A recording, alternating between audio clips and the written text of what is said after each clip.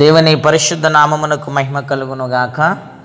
ప్రియులారా, ప్రభునామన మీ అందరికీ వందనాలు తెలియచేస్తూ ఉన్నాను. దేవుని వాక్యాన్ని ధ్యానిందాము.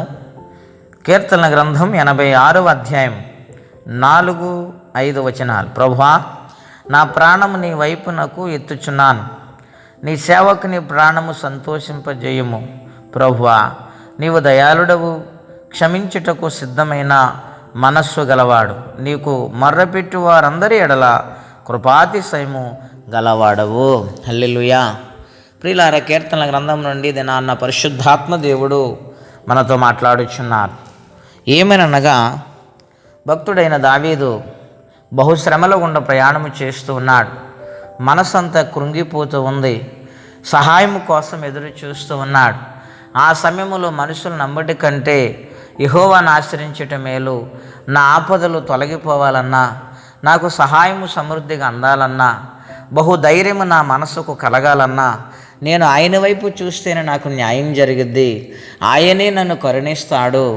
ఆయన తిప్పి లోకంలో నాకెవ్వరు కూడా సహాయం చేయరు అని సంపూర్ణమైన విశ్వాసముతో ఆయన ప్రార్థన చేస్తూ ఉన్నాడు. మొట్టమొదటి వచనం మనం చూస్తూ అంటున్నాడు, యెహోవా నేను దీనుడను దరిద్రుని అంటున్నాడండి. ఎంత తగ్గింపు జీవితం అండి. తనకు తాను తగ్గించుకున్నవాడు హెచ్చింపబడతాడని వ్రాయబడింది. దీనుడైనా పాపి అయినా సుంకరి ప్రార్థన దేవుడు ఆలకించాడు. నన్ను కరుణించు నాయన, ఆకాశం వైపు కనులెత్తటకు కూడా నాకు ధైర్యము సరిపోతలేదు నాయన, నేను పాపినని కన్నీళ్లతో వేడుకున్నాడు.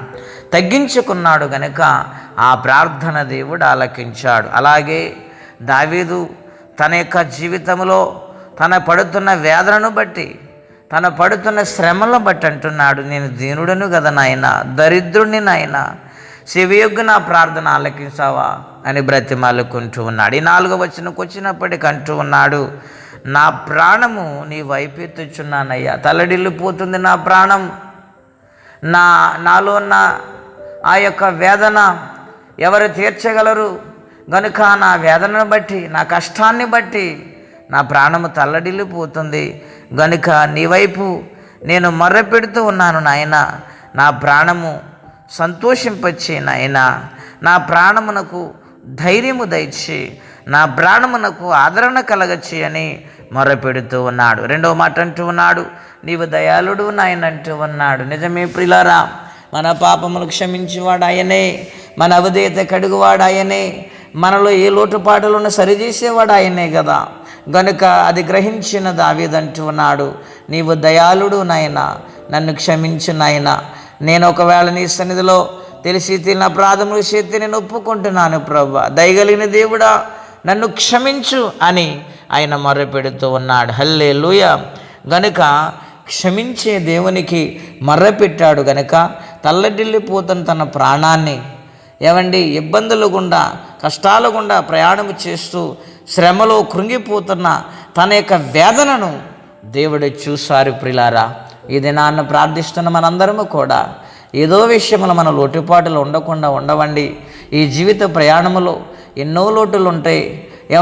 సహాయము లేక ఒక్కొక్కసారి కృంగిపోతూ ఉంటాము, ఒక్కొక్కసారి ఆదరణ లేక నలిగిపోతూ ఉంటాము. దేవుని బిడ్డ, దేవుడు ప్రేమతో ఈ దినాన్ని మనతో అందరితో మాట్లాడుచున్నారు. ఏమన్నా తెలుసా? ఆయన క్షమించే దేవుడు, ఆయన దయగలిగిన దేవుడు. ఈ సంగతి గ్రహించిన దావీదికి దేవుని సన్నిధిలో విజ్ఞాపన చేసిన దావీదికి జవాబు వచ్చింది. మరి మనము ప్రార్థన చేస్తే ఎందుకు రాదండి? ధైర్యంతో నిలబడి ప్రార్థన చేయండి. ప్రభువా, నేను ఈ యొక్క అవసరతలో ఉన్నాను నాయన, ఈ సహాయములో ఉన్నాను నాయన, నన్ను కరుణించుము, నువ్వు క్షమించు దేవుడు, నా పాపాలు క్షమించు నాయన అని ప్రార్థన చేయండి. అంగలార్చండి, ప్రవేపు చూడండి, కార్యము చేసేవాడు దేవుడే. దేవుడి మాటలు దీవించునుగాక. ప్రార్థన అండి. అత్యంత కృపగలిగిన దేవా, మహోన్నతమైన మీ నామము కొరకై స్తోత్రములు స్తోత్రములు నాయన.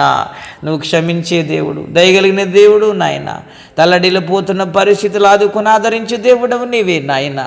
మైందు దయ చూపించండి, మా వేదన తీర్చండి ప్రభువా. మీ సహాయమును పంపించండి నాయన. మీ బలమైన కార్యములు చేయండి ప్రభువా. మీరే కృపను అనుగ్రహించండి నాయన. ఎంతోమంది ఎన్నో ప్రార్థన విజ్ఞాపనలు తెలియజేస్తున్నారు.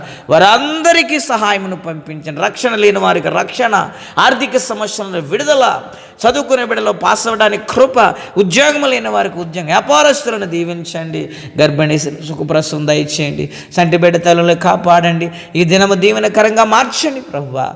మా ప్రార్థన విన్నందుకు స్తోత్రం. మహిమ, ఘనత, కీర్తి, ప్రభావాలు మీకే చెల్లిస్తూ యేసయ్య నామములో అడుగుచున్నాము తండ్రి, ఆమెన్. దేవుడు దీవించును గాక, ఆమెన్.